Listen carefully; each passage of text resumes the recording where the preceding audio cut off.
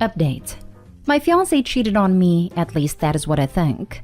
But she and her family think it is not a big deal because she stopped before anything happened. Original post. My 32 fiancé 32 went on a road trip with her friends. I know all the friends she went with, and I'm pretty good friends with some of them. While on this road trip, she called me just to let me know everything was fine, and that she and her friends would go to a club. The next day in the morning, my fiancé's friend Stephanie called me and told me she saw my fiancé go upstairs with a guy. According to her, she had been to this club before and there is a hookup spot upstairs. This is what she told me, that after 5 to 10 minutes my fiancé came down, and when she asked her what was going on, my fiancé said nothing. So she got suspicious and went upstairs and saw the guy absolutely wasted. After this call, I called my fiancé to ask her about this. She told me she was drunk and messed up, but nothing happened and she got out of the situation as soon as she realized what was happening. To me, it categorizes as cheating. And on that phone call, I told her I was breaking up with her. I didn't really listen to her after this and hung up. The same day but later, her family came over because my fiancé called them and explained her side of the story to them. They acknowledged that what she did was messed up, but since she stopped, this is salvageable and I should not throw away 10 years like that. The only reason I'm thinking about it is that they were genuinely comforting, aware, and not at all intimidating. Stephanie called me at night again and told me that my fiancé is extremely mad at her and trying to get her kicked out of the group for being a snitch. I think Steph did me a solid here, and I'm grateful to her. Even though she's her friend first, she told me. Right now, I don't know if I should dump her or not. The point where she took everything seems like cheating to me. The act itself is just an artifact, and the things leading up to it are just as important. I know for a fact that I cannot trust her. Even if there is some trust left, it is not enough to be engaged to her, let alone getting married to her in January of next year.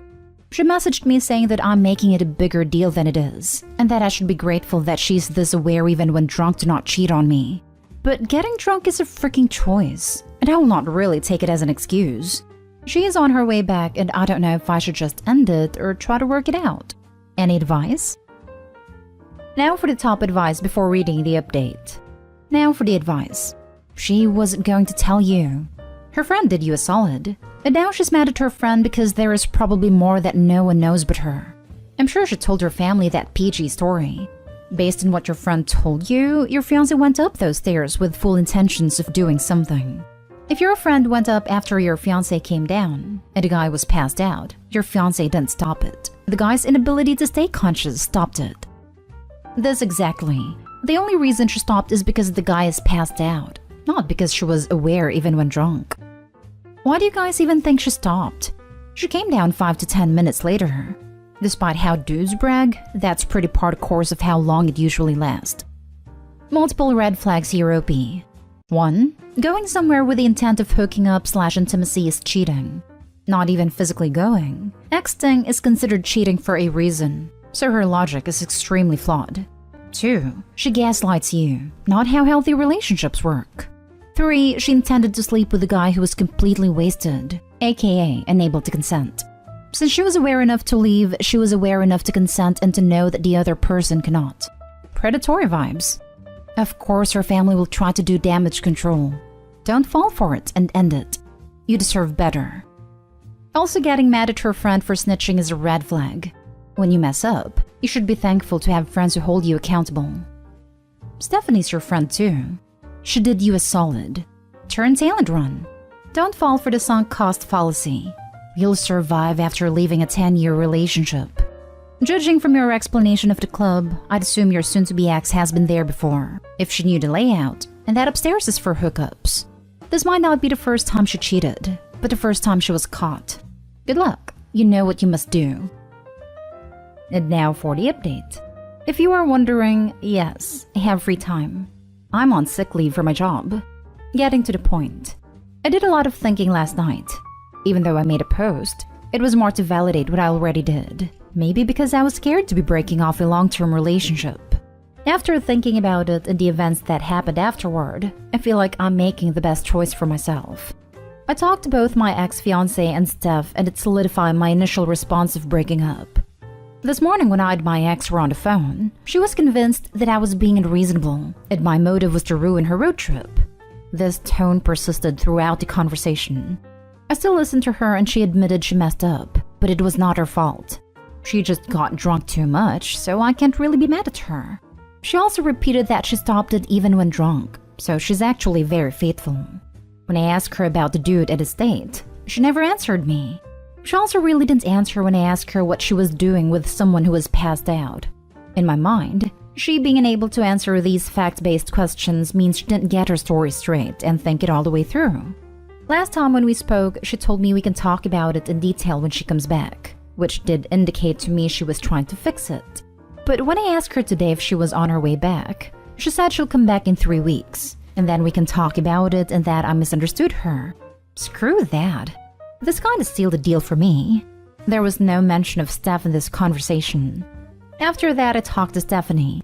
My ex and her group moved forward with a road trip without her and didn't even tell her. She found out today when she woke up that all others had left. Kinda messed up in my opinion. I also asked her about the incident, and she told me that she'd made everyone aware of the hookup spot beforehand, so my fiancé knew what she was doing. Right now, I have many things going well for me, including my career. I work for a major airline and got into a high-level management position right before COVID. I don't want stuff like this holding me back, so cutting it off entirely seems like the way to go. Also, this is actually good for both of us. I can be in a proper relationship and she can go to hookup spots, stalk wasted dudes, and not do anything. Looks like a win-win to me. The funny thing is, at the very start, I wanted an open relationship and she shut it down. But years later, when in a monogamous relationship, she wants to pull crap like this. I did hook Steph up with a return ticket so she can get back home comfortably and safely. In the afternoon after her flight, she came over to talk about everything. I told her I was fine and thanked her for doing me a solid. 1.5 to 2 hours in, my ex sent me a message of her Snapchat location map and asked me what she was doing in our home. I told her she just came over to check if I was doing fine, because to most people, infidelity is a big deal. And I also corrected her that it was my home, and that she would move out when she gets back. Now I just have to focus on myself for now and wait and see if I live to regret this decision. Also, for people in the last post asking me, yes, to me that was cheating. And to those 3 to 4 people, screw you. You can't tell me how I'm supposed to feel my own emotions. Only I decide that. A real man doesn't feel emotion, my butt. Congratulations for standing up for yourself. It sounds like your ex's family dealt with this issue more maturely than your ex. If she and her relationship were worth fighting to repair, she would have prioritized that, and she would have come straight home to try and repair it. The pattern of truth creep is worrisome. 1. Nothing happened. 2. Something happened, but it wasn't bad. 3. Something bad happened, but it wasn't my fault. 4. It was my fault that something bad happened, but you must forgive me. 5. You and Stephanie are the real villains in my creeping quasi-confession. Don't second-guess yourself. This was cheating. Here's a shout-out to Stephanie, this year's winner of the No Good Deed Goes Unpunished award. She keeps saying she stopped herself from cheating, but it sounds like the only reason they didn't go all the way was because the guy passed out before they could do anything. The intent was clearly there on her part, and in my opinion, it was more than enough. I'm also throwing it out there that if she had done something, it would have absolutely been a crime. So it feels like she's trying to get a I didn't cheat award for not violating someone. Like, yay, she's not willing to commit an absolutely horrible crime. That means she's amazing, and OP/friend are monsters for being mad at her when she didn't even do it. Sorry, and at the same time, good for you. Just make sure you pack her things in garbage plastic bags and drop them at her parents' house. Make sure you change the lock. This mess ain't over for her. I need to give her notice at least 14 days. After that, she is her parents' problem. Perfect timing. Just in time for her to return from her road trip. Give her notice now. Absolutely messed up. Sounds like everyone in that group, except Steph, is planning on doing a bunch of questionable things on this trip. If the other women are in monogamous relationships, you may want to warn their partners. Also, sounds like Steph may need a new friend group. Invite her along to your friend things and hang out with her. She sounds like a genuinely good human/bro. Good job dodging a bullet. Sorry it took so long to find out she wasn't a keeper. Now for the last story. Update. My 31 female husband, 32 male cheated on me with his ex and only gave me a half-truth. Original post. In mid-February, my 31 female husband, 32 male of 8 years, went away on a camping trip with his friends, one of which was his ex-girlfriend from college. A few days after, he came clean that he made out with his ex while he was there, but he swore it didn't mean anything. They were just both drunk. He hasn't contacted her since, and he only loves me. Before we had a chance to sort through that, my mother had a bit of an accident, and not long after, she passed away. Anyways, about 7 months after my mom's death, so October, I actually ran to his ex while I was grocery shopping and asked me if we could talk maybe over coffee. I wanted to decline, but she was pretty insistent. She was basically in tears, apologized for sleeping with him, and explained that it didn't mean anything, that she had no idea we were still together because they hadn't kept in contact until that trip, and said feels even worse it happened so close to my mother's passing. So I then find out he lied on 2 fronts, so I confront him again. He tells me that he was going to tell me about sleeping with her, but I was so upset, and he didn't want to lose me, so he thought it was best to wait. Then after what happened to my mom, he couldn't bring himself to tell me at all. He then explained he only talked to her once over the phone because she recently broke up with her fiancé, and all her friends were on her fiancé's side. But he immediately told her that his wife's mom just died, and he couldn't help, and then blocked her. He even showed me on his phone that her number was blocked. And he didn't tell me because I wasn't doing well following my mom's death. For the last month, I have been pretty cold to him when our son, 7-year-old, isn't around, because I couldn't really face him. And when using our laptop, I found in the search history how to win custody for fathers, and I had a panic attack. I didn't understand what to do. I considered taking our son and staying at my dad and saying nothing, but I just couldn't. Last night, he came home extremely drunk, and he usually doesn't drink, trying to sneak in without waking me. But when I caught him, I figured it may be best to question him now because he probably couldn't lie. He just got a few drinks with work friends after, which I don't doubt. He ended up breaking down and saying that he does love me, but for a bit he just felt bored, and while drunk he made a bad choice. And immediately after he regretted it because he knew he only wanted me forever. I then asked about the custody thing, and hastily explained he thought I was going to leave him because of how I have been acting, and that he had no plans of ending our marriage, because he would wait as long as it took for me to forgive him. This morning he tried to apologize for last night, but I said it was okay, just don't drink so much again. Now he is at work and I really feel like I should forgive him, but I don't know if I am being naive. Other than this one thing, he has been an amazing husband for 8 years, and I do love him even if I have been pissed with him right now. Should I forgive him? Now for the top advice before reading the update. The fact that the affair partner showed you more honesty instead of someone who swore to love and value you for the rest of your life should be enough to tell you where this relationship stands. I wish you love and peace. You deserve better than this. I'm hearing lots of explanations and excuses, but not really much by way of, here's how I plan to earn your trust back, or here's how I'll keep this from ever happening again. I'm seeing lots of pretty words, but very little action, OP. Beware. Yeah, the last night he came home extremely drunk, but really makes me wary. If I cheated on my partner while drunk and was trying to redeem myself, I would cut that nonsense out for good. But this guy just sweeps it under the rug with a lie, and then is back to business as usual? Nah. That's true.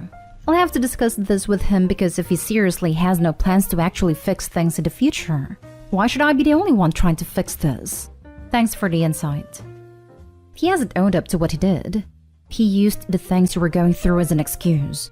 If he was truly sorry, he would have owned up to it all at once. He's selfish for doing what he did because he admitted that he didn't want to lose you.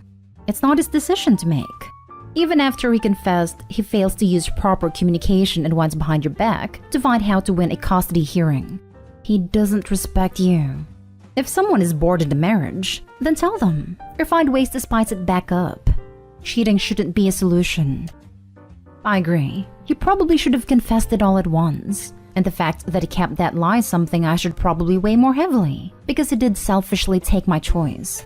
I could maybe understand looking into how to win custody, because I do know at the very least he loves our son. But you are 100% right, he should have discussed all this with me. Thanks for the comment.